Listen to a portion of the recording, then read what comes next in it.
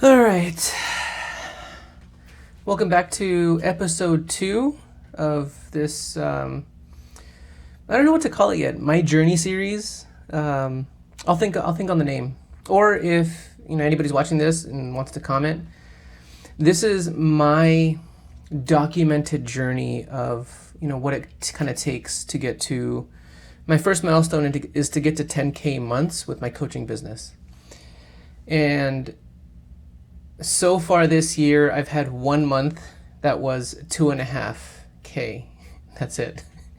So, a lot of this journey has just been, learning a lot about myself and just trying to figure things out as I go. Honestly, I'm starting this whole thing from zero marketing experience, zero sales experience, zero zero entrepreneurship experience. So there's a huge learning curve on my end, which I personally love, right? Because I love learning, I love growing. I'm all about development, whether it's personal or professional development, and it's exciting for me. It's fun, it's exciting. Every aspect of it is exciting for me, which is kind of, I hear a lot of coaches in this space, especially starting out, saying like they hate certain aspects of business or certain aspects of growing their coaching business.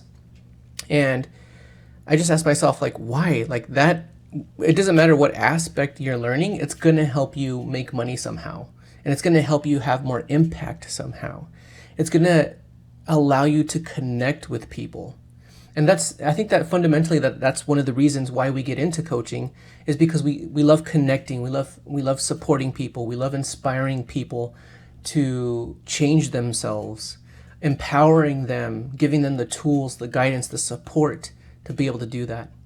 So yeah, this is my journey, learning all of that.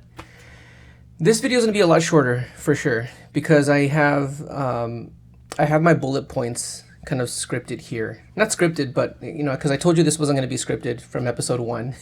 So I have 5 bullet points here. These are all things that I've either thought about or that I've learned about over the past week. And that's what this is going to be. It's going to be just learnings and potentially like tips about things that I've discovered or things that I've come to conclusions about over the past week. So I'm going to be here every week for the next 10 years, giving you guys my honest experience, my honest feedback. None of it, I'm not going to hold anything back. And yeah, I want this to be like as me as I could possibly make it. And part of that too is just like getting comfortable in my own skin while I record, because and for the most part I am comfortable. I mean, I've done this quite a bit. Like if you go to my Instagram, which is Cultivate Your Best Self, I've been on I've been on camera quite a bit, and I have experience taking Vin Zhang's course. If you don't know Vin Zhang, he is a world-class communicator, and he has an exercise for you to kind of build confidence in front of the camera.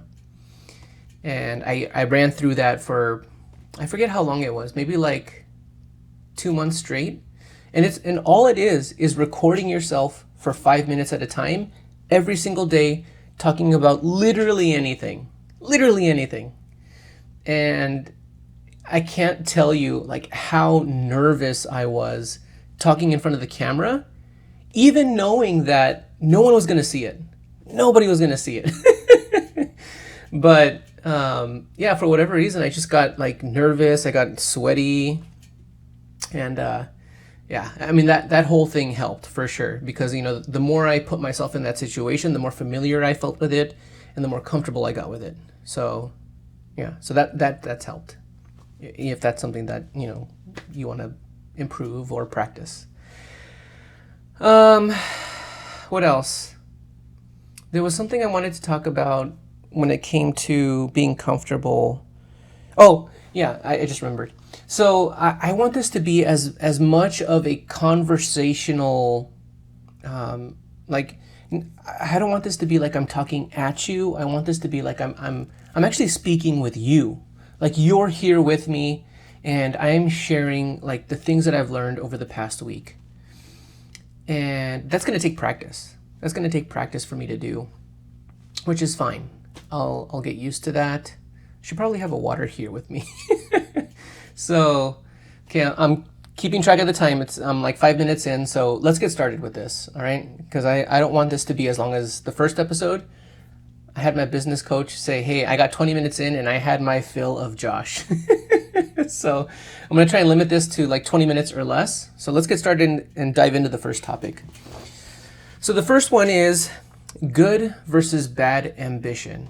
And this came about from two things. One from Steve Bartlett's podcast, and I can't tell you which episode, but it came from that. And then it also came from a post that I saw from someone that I personally admire on Instagram. They have a pretty huge following, and I'm not going to call out who it is, but they posted something that felt wrong to me. And so I wanted to talk about this topic of good versus bad ambition. If, say, your ambition is there because of envy, because of greed, you see things that people have that you want. If it comes from selfishness, then that's bad ambition. Having ambition that drives you from wanting those things, coming from a place of selfishness, that will lead you nowhere. And the more that you achieve, if you are achieving things on that path of bad ambition, all it's going to do is make you want more. You will never be satisfied. And so if that sounds like you, then you need to examine yourself from a place that that is deeper. You need to get comfortable with examining and taking a look at yourself, introspection. Why do you think that is? Like what happened to you? What in your past is driving you to want these things? And then there's the good side of ambition, which I personally believe I'm coming from, which is fulfillment, or lacking fulfillment, lacking joy, lacking. What was the other thing I wrote here? Let me just go back to this. Humanism.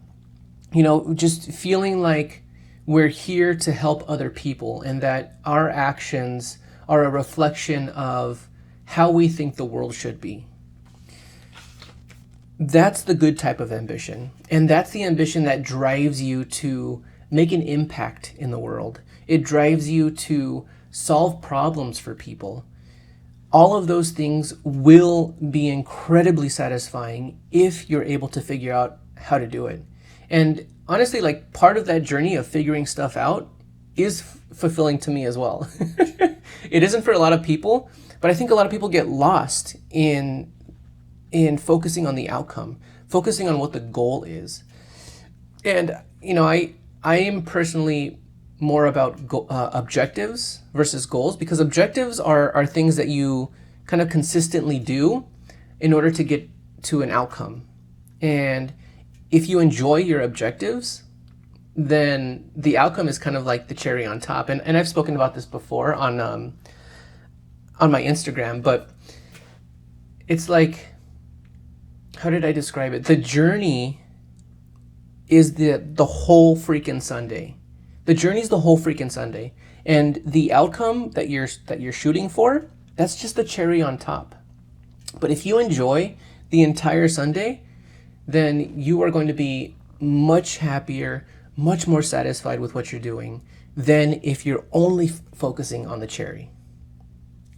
So that was the good versus bad ambition.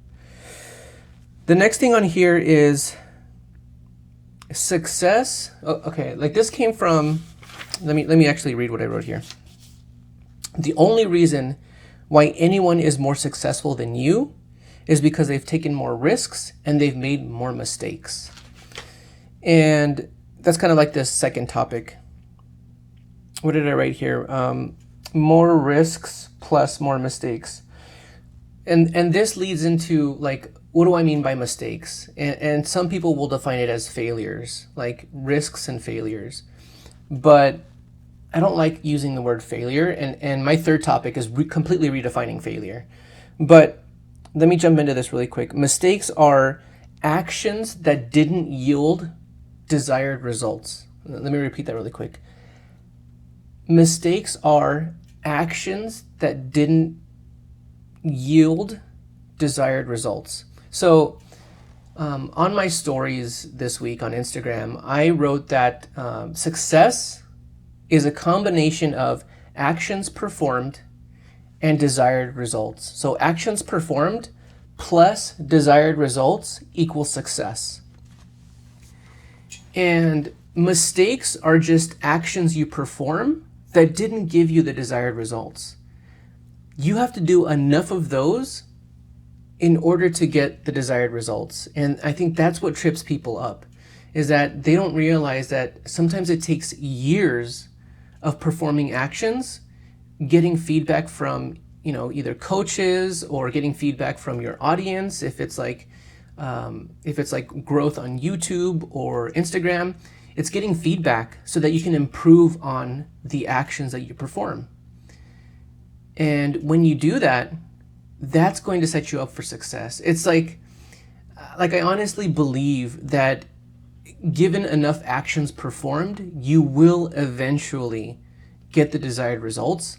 But you have to seek feedback, and you have to take in information based on those, based on your actions. And so, one example of this is, let's say you're trying to grow on Instagram. You perform the action of recording a reel, posting a carousel, whatever it is.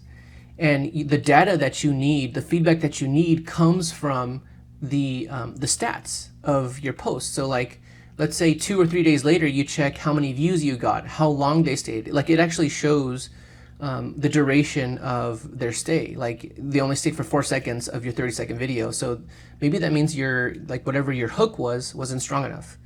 So you take that into account and you test different things. You perform a ton of different actions based on the feedback that you're getting, which is why it's so important in business, regardless of what kind of business you have. And my business coach harps on this, and I don't do a good enough job doing it, but tracking your KPIs. Those are the key performance indicators that give you information, that give you the data that you need to improve your actions. If you don't improve those actions, you are not going to get your desired results. And in order to improve the actions, you need data, you need feedback.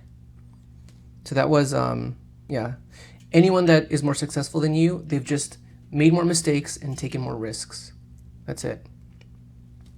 Now let's go into redefining failure. This is my third point. People are so scared of failing today. And one of the, where do I go with this? I'm thinking out loud here, okay? I want to redefine failure to be quitting. If you fail, that means you just quit. And you can have multiple failed businesses before you find a successful one, because multiple failed businesses means you quit those businesses. But people who are smart likely quit those businesses based on data and feedback. It just wasn't a plausible business plan, or I can't think of the word right now, but it just, they made sense of a specific set of information and chose not to continue with that business. But failure is not getting back up from quitting a business and starting a new one to test a new idea. That's learning and growing. That's progress. And to me, failure is only when you quit something. That's it. Mistakes is different. Mistakes are performing actions that didn't give you the desired results, like I mentioned before. Mistakes are fine. You want to make a lot of mistakes when you're learning something new. You want to make a lot of mistakes if you're trying to build a business. And that's essential for figuring out whether or not to quit it, because seeking the proper feedback will give you that it'll give you that clarity that you need to make those decisions. But yeah, like I'm at a loss for words here. I wanted to jump into like my specific coaching program. I'm targeting people who like are current professionals in like a corporate environment who like they don't care about the work that they're doing, and they likely have families, right? Like I'm in my mid 30s, but people who are in their mid 30s, mid 40s, mid 50s, like these are people with like more responsibilities than kids who are like in their late teens, early 20s. That like those people are likely single, and if they're ambitious, then they can take a ton of risk, they can make a ton of mistakes, but that's not practical for someone who has a family to support. And so people in those positions who want to start their own business, they dream of starting their own business, fear mistakes that will cost them more than just their own, like more at their own detriment, right? They have more to consider. And that's like part of the reason why I chose to do the mindset coaching that I do and provide the solutions that I provide, is because a lot of people don't take those things into account. They don't take into account the additional responsibilities, the families that these people have to support, and there are a different set of like risk adjusted options that are needed for people like that. Does that make sense? So they think they fear failure. They think they fear quitting. But I don't think that's actually the thing that they fear. They fear taking too long building something. They fear not having a plan of action that protects them and their family while they're trying to figure things out. And there are ways to do that, right? Like you can build a safety net. You can build a side business while you're still working. But I think the thing that allows you to actually be successful, and that I think is required of everyone at some point, is to go all in. If you don't go all in and commit, the business that you desire will never come to fruition, because you'll never have had that real shot at it. And people who have one leg in their corporate life or their 9-to-5 job and another leg in their side business, it will only ever be a side business. And so I am out to help people come up with a risk-adjusted plan so that they can actually take their real shot, go all in for a specific amount of time, whether that's 3 months, 6 months, or a year, but to be able to do that without risking hurting their family and blowing up their finances. So failure, they're not scared of failure. You're not scared of failure. You are scared of making mistakes in front of other people. You're scared of having to cut back on some of your expenses. There's a lot of things you're scared of that you don't realize if you're someone who is in this corporate life trying to start a business, but you don't have a real plan. You don't know what you're up against, especially the reason why I chose mindset is because the times that you come up against yourself is like 80% of the work that you do, 90% of the work that you do. And I see it all the time because I've been in 2 coaching programs already, and the majority of the issues that come up are mindset related. They're just like people just holding themselves back. And I think that's one thing that I'm working to overcome myself, because I realized it this week too, that I was holding myself in a specific way, and maybe I'll save that for next week. But yeah, I still have mindset challenges that I go through, but I'm getting really good at taking more action, which is good, because more mistakes means better chance of getting the desired results. I think I'm coming up on 20 minutes now here, so I don't know if I should save these. Maybe I'll go 25 minutes, but let me just go into, because okay, I'll tell you what I have here. I have personal versus professional reasons for starting a business, and this came from like just seeing people say like people only want your money. Like the people only start a business because they want your money. They want to take money away from you. And that mindset hurts people who want to start a business. There are both professional and personal reasons why we get into a business. And I think the most cited one, the most cited personal reason that you see literally everywhere from like almost anybody is that freedom is the thing that you get from having your own business. And that's just not true. At least not at the beginning, because it's a ton of work, right? Like you are going to be in this thing, it's going to be like almost the only thing you think about. And you know that's not the case for me, because I am pretty good at being able to separate.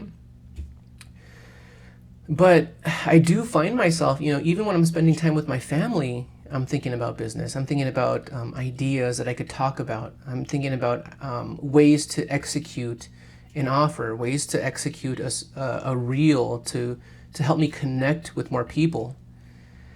And it almost doesn't shut off. like thinking about the business almost never shuts off. And that's just kind of a reality. And I have done the practice to be present with my family when I'm with them. Like I that took some effort, especially in the beginning when I was starting the businesses that I failed and that I quit. That was before my son. But during that time, I was neglecting spending time with my wife. And I had to get better at kind of disconnecting from the business and jumping into my personal life. But I haven't even gotten into what the personal and professional reasons are. I mentioned freedom. That is one.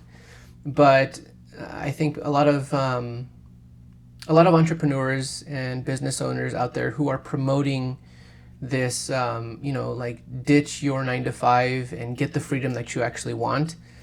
I don't think enough people are talking about the real type of freedom that you get, which is like you kind of become tied to your business. And if that's something that you want, then that's great. This, like my business, like this coaching business, this is what I want.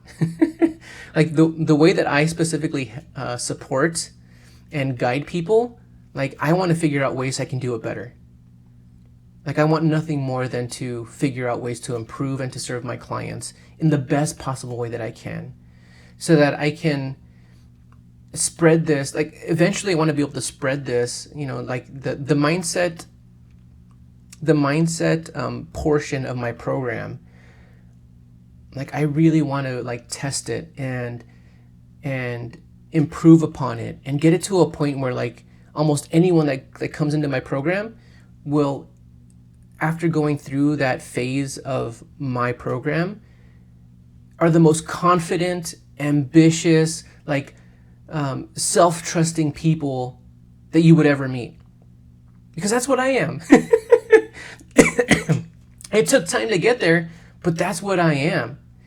And I 100%, if not more, 150% believe in my abilities to figure things out. And I honestly feel like it's taking me longer than I've seen other people figure things out, but that's okay with me. Like I am on my own journey. They're starting from a different level of experience. I'm starting from a different level of experience. And don't get me started on comparison, because comparison like will destroy your progress, because you can get stuck in it. You can get absorbed by it. Like, oh, other people just started. Like I've seen so many coaches in these programs that I'm in, like start at the same time that I do, and they're making like 30K months now. But like if I actually like observe the circumstances under which they started, it's completely different from my own. And that's why I personally don't find any benefit to comparing yourself to others.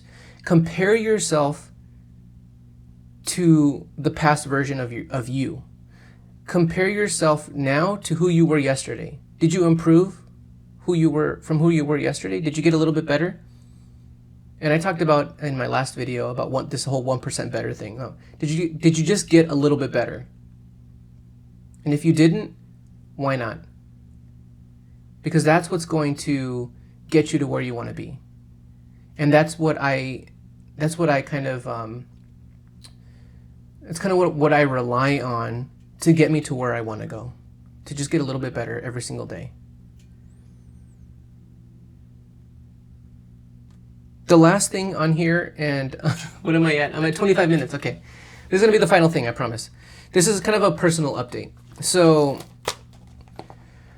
this is kind of a reality check for me, but when I quit my 9-to-5, my corporate architecture job, I had a certain amount of money that I set aside to live off of up until a threshold.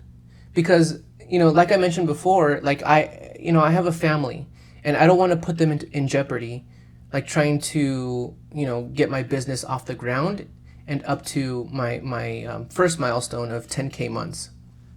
Now, I reached that threshold that I set for myself this month. And so this week I had to apply for a job. And so I had a friend who he recently got hired at a new architecture firm.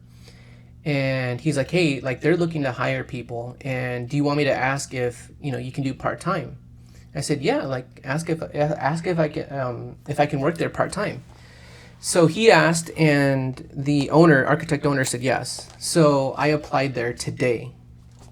And I expect to hear back. And, I'll meet with the architect owner. Like, I'm sure I'll get along with them. But I'm going to be honest with them. Like, I'm going to be honest with them about, I have a great work ethic. I have a lot of experience.